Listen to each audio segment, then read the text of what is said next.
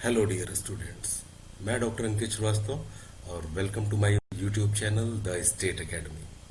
आज हम लोग स्टैटिस्टिक्स का एक बहुत ही इंटरेस्टिंग टॉपिक प्रोबेबिलिटी शुरू करने जा रहे हैं। ये वीडियो लेक्चर प्रोबेबिलिटी का इंट्रोडक्शन लेक्चर है। Okay, so let's start. मेरा अब तक कई ऑब्जर्वेशन है पिछले 12-13 साल की टीचिंग एक्सपीरियंस में कि प्रोबेबिलिटी से बच्चे घबराते हैं। ऐसा क्यों? जो मैंने अब तक ऑब्जर्व किया उसके अकॉर्डिंग बच्चे जब स्टैटिस्टिक्स पढ़ना स्टार्ट करते हैं तो उनको mean, median, mode, central tendency, shape of the data, उसकी presentation, bar chart, pie chart, graphs वगैरह, ये सारी चीजें काफी इजी लगती हैं। फिर आता है कोरिलेशन एंड रिग्रेशन, वो भी काफी हद तक फॉर्मूला बेस्ड है, फॉर्मूला याद करने में टाइम लगता है, बट वो भी चीजें सॉल्व होती चली जाती है। लेकिन अचानक से एक प्रोबेबिलिटी नाम का एक चैप्टर आता है जिसका पिछली स्टैटिस्टिक्स में जब तक जो पढ़ा उससे कोई रिलेशन नहीं लगता है। वास्तव में रिलेशन है, लेकिन जब आपके सामने वो चीजें प्रेजेंट की जाती हैं तो आपको पता ही नहीं चलता कि उसमें कोई रिलेशन भी है। ठीक है, मेरा ये मानना है कि अगर स्टूडेंट्स को ये पता चल जाए कि प्रोबेबिलिटी हम पढ़ क्यों रहे हैं, व्हाई,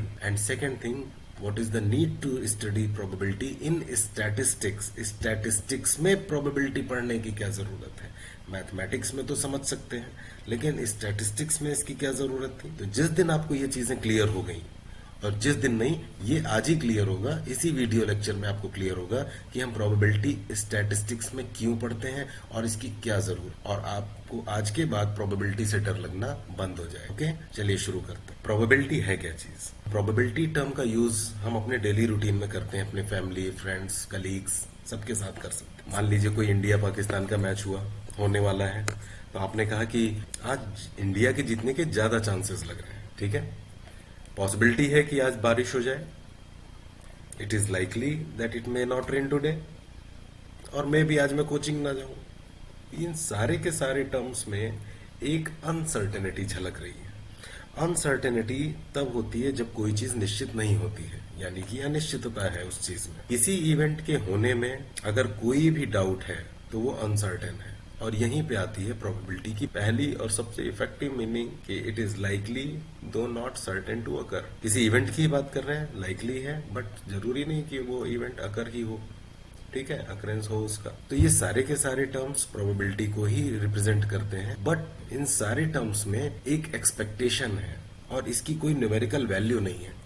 जब हम इन एक्सपेक्टेशंस को एक न्यूमेरिकल वैल्यू प्रोवाइड करते हैं तो हम कहते हैं कि वो प्रोबेबिलिटी है। ठीक है, ये तो हो गई प्रोबेबिलिटी टर्म की मीनिंग। आगे बढ़ते हैं।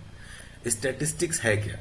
न्यूमेरिकल या क्वांटिटेटिव डेटा से जहां भी डीलिंग होती है वो स्टैटिस्टिक्स होती है, और ये डेटा गवर्नमेंट का, इकोनॉमिक्स, अलग अलग तरह की medical, natural and physical sciences, business and industries, school, colleges, universities, sports, and सबसे इम्पोर्टेंटली ये रिसर्च से रिलेटेड हो सकता है। तो स्टैटिस्टिक्स में इस न्यूमेरिकल या क्वांटिटेटिव डेटा का क्या होता है? सबसे पहले इस चीज को, डेटा को कलेक्ट किया जाता है। डेटा कलेक्ट करने के बाद उसको सिस्टमैटिक वे में ऑर्गेनाइज किया जाता है। ऑर्गेनाइज करने के बाद उसको प्रेजेंट करने के अलग अलग मेथड्स हैं, जैसे कि बार चार्ट, पाई चार्ट वगैरह, ग्राफ्स वगैरह, एंड मोस्ट इंपॉर्टेंटली इस क्वांटिटेटिव डेटा को एनालाइज किया जाता है। इसके बाद जो सबसे इंपॉर्टेंट काम है अभी तक जो हमने किया स्टैटिस्टिक्स में, collection, organizing, presentation and analysis, ये किस लिए किया? For making interpretation. इन चीजों से हम क्या कंक्लूजन निकाल रहे हैं, क्या इंटरप्रेट कर पा रहे हैं, यही होता है स्टैटिस्टिक्स का मेन टास्क। और इंटरप्रिटेशन भी किस लिए? For the purpose of decision making या पॉलिसी फॉर्मुलेशन। देखिए, ज्यादातर केसेस में जहां पे अनसर्टेनिटी होती है तो वहां पर कोई फिगर तो होना चाहिए ना कि हम डिसीजन ले सकें। हमें अगर कोई चीज नहीं पता है, अनसर्टेन है, तो क्या हम हाथ पे हाथ रख के बैठे रहेंगे? नहीं, उसके लिए एक न्यूमेरिकल वैल्यू चाहिए। ठीक है, चलिए आगे बढ़ते हैं और अब हम शुरू करेंगे स्टैटिस्टिक्स में प्रोबेबिलिटी का क्या यूज है। बेसिकली स्टैटिस्टिक्स दो टाइप्स की होती हैं, descriptive and inferential. Descriptive word का मतलब होता है किसी चीज को डिस्क्राइब करना, आप उसका डिस्क्रिप्शन दे रहे हैं, जिसमें कि उस ग्रुप की सेंट्रल टेंडेंसी, डिस्पर्जन, उस डेटा का शेप कैसा है, और उसको प्रेजेंट करने की अलग अलग मेथड्स वगैरह, ये सारी चीजें डिस्क्रिप्टिव स्टैटिस्टिक्स में आती हैं। जो दूसरी स्टैटिस्टिक्स है that is inferential statistics. Inferential statistics में क्या होता है, इसको हम आगे की स्लाइड्स में समझते हैं। डिस्क्रिप्टिव स्टैटिस्टिक्स को पहले समझिए। मान लीजिए आपको एक 500 स्टूडेंट्स का एक ग्रुप मिला।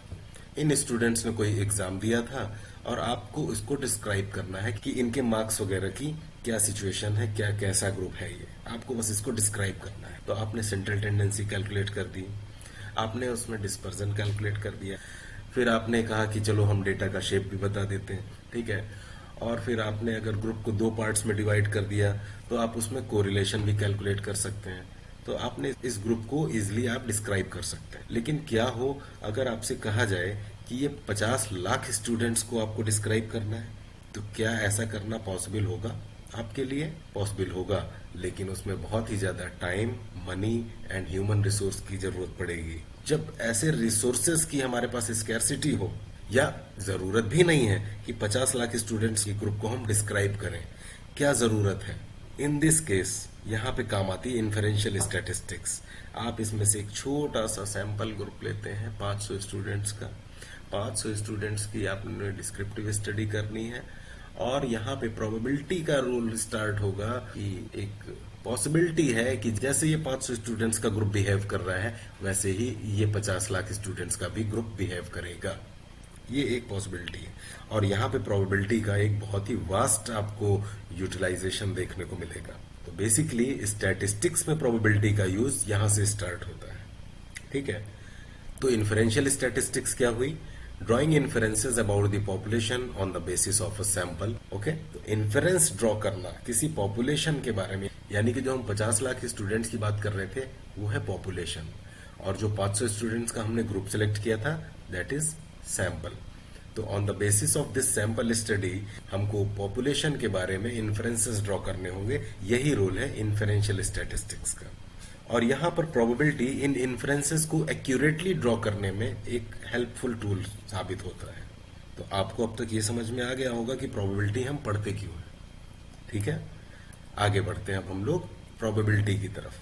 तो अब तक की बातों से ये समझ में आ गया कि probability is a numerical expression of occurrence और non occurrence of an event. किसी इवेंट के होने या ना होने की संभावना को जब हम न्यूमेरिकली एक्सप्रेस करते हैं तो दैट इज प्रोबेबिलिटी। प्रोबेबिलिटी की इंपॉर्टेंस क्या है?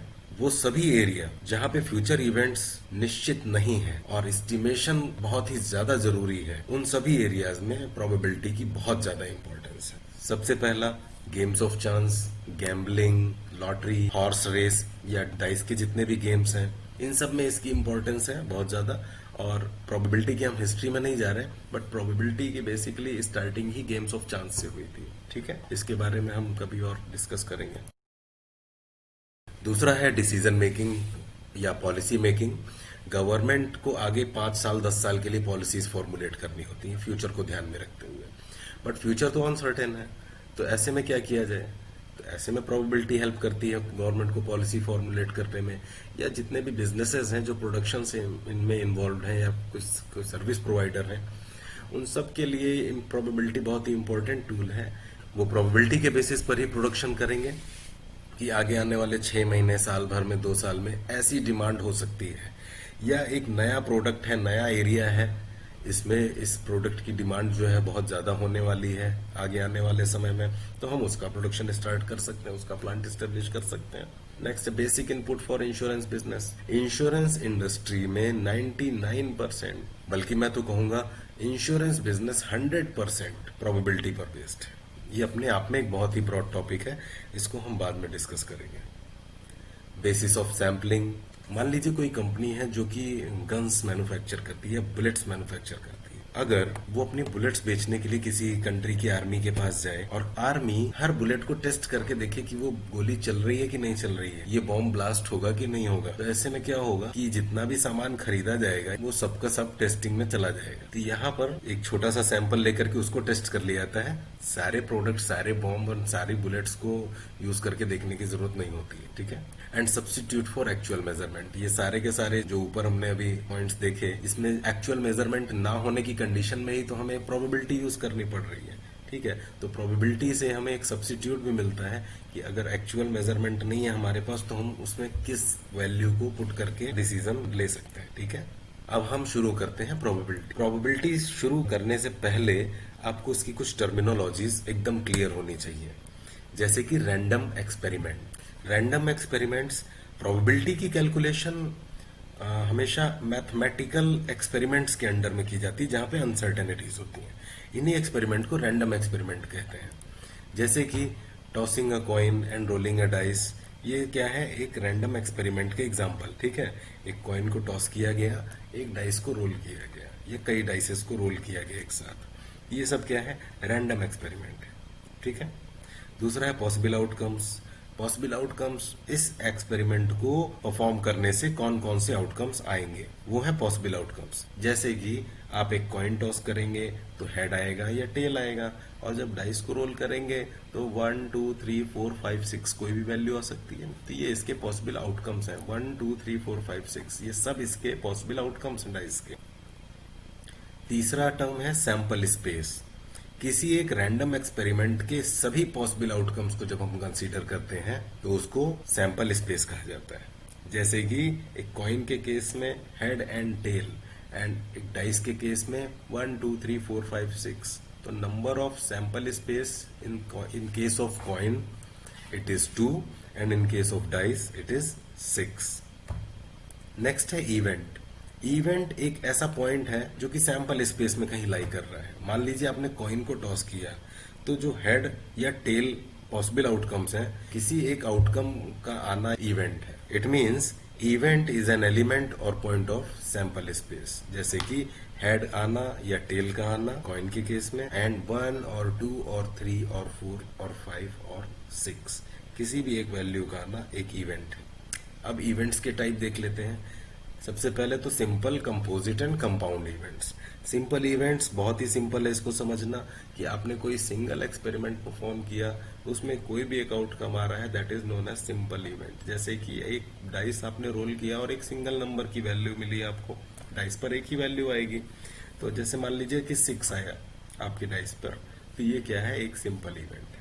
ठीक है, या 4 आ गया तो ये एक सिंपल इवेंट। या आपने कॉइन टॉस किया तो हेड का आना या टेल का आना एक सिंपल इवेंट है।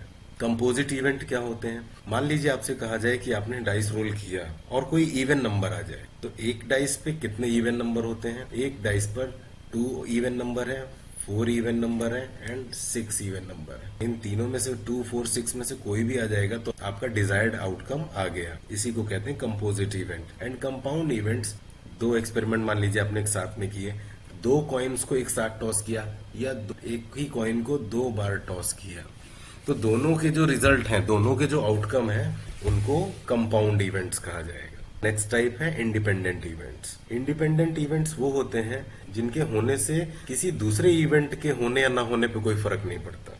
जैसे कि आपने एक कॉइन को टॉस किया और एक डाइस रोल किया, अब कॉइन पे हेड आए या टेल आए, उससे डाइस पर आने वाले 1 2 3 4 5 6 पर कोई असर नहीं पड़ेगा, तो that is independent event. Dependent events, जब किसी इवेंट के होने से दूसरे इवेंट की होने या न होने पे फर्क पड़ता हो, तो उनको डिपेंडेंट इवेंट्स कहा जाता है।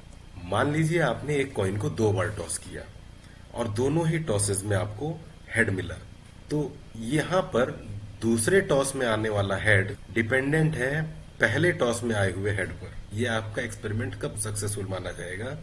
जब आपको दोनों टॉसेस में हेड मिले। ठीक है। एग्जॉस्टिव इवेंट्स, जब किसी सैंपल स्पेस के सभी पॉसिबल आउटकम्स को कंसीडर किया जाए तो उसको एग्जॉस्टिव इवेंट्स कहा जाता है।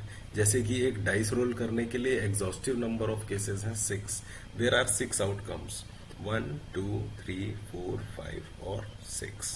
So the exhaustive number of cases in case of rolling a dice 6। अब आते हैं हम अप्रोचेस ऑफ प्रोबेबिलिटी की तरफ।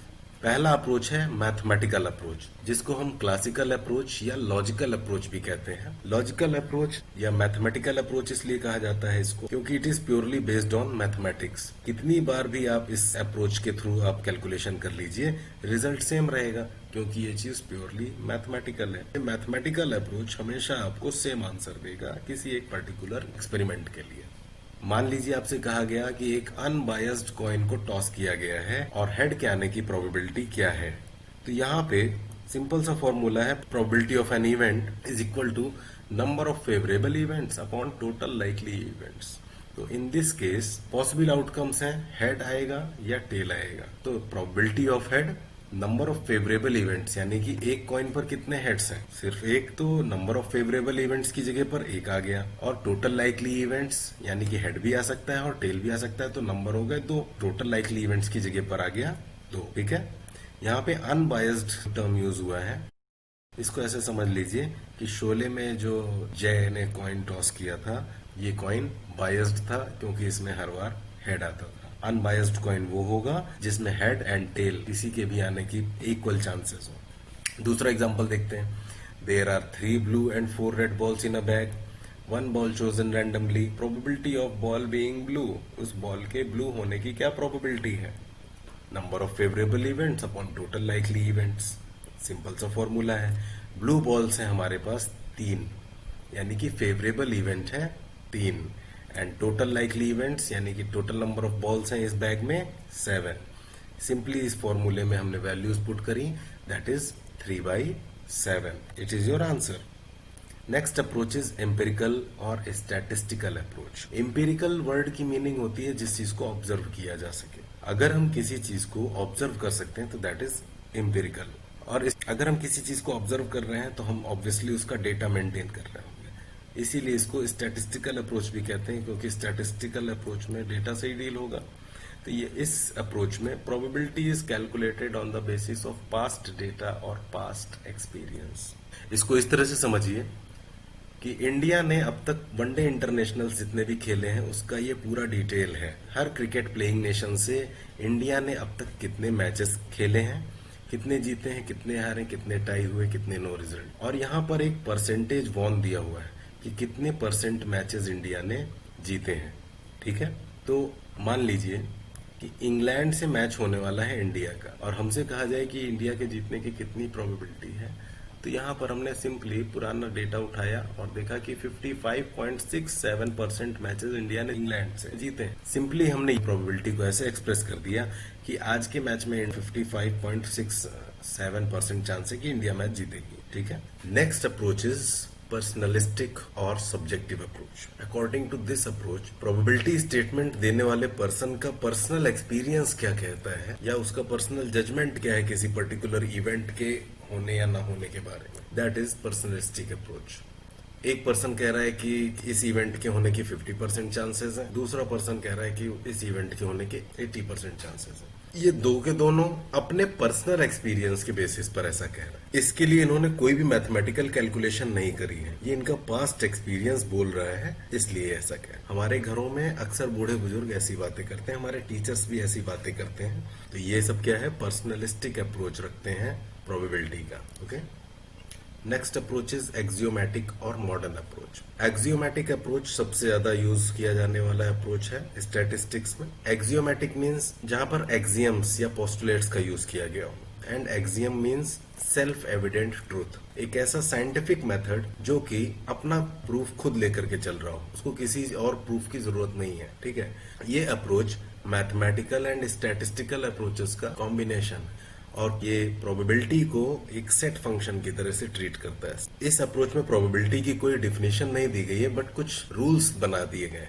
एक्सियम्स बना दिए गए, जो कि बेस्ड हैं कोल्मोग्रोव, एक स्टैटिस्टिशियन थे 20th सेंचुरी के। कोल्मोग्रोव की 3 एक्सियम्स हैं, उनके बेसिस पर कुछ एक्सियम्स बनाए गए हैं। पहला कि probability of an event is between 0 and 1, यानी कि किसी इवेंट के होने की प्रोबेबिलिटी मिनिमम 0 होगी और मैक्सिमम 1 होगी। यानी कि अगर कोई इवेंट के बिल्कुल चांस नहीं है होने के तो उसकी प्रोबेबिलिटी 0 है, और अगर कोई इवेंट निश्चित रूप से होने वाला है तो उसकी प्रोबेबिलिटी 1 होगी। Okay, second axiom is sum of probabilities of all possible mutually exclusive events is 1।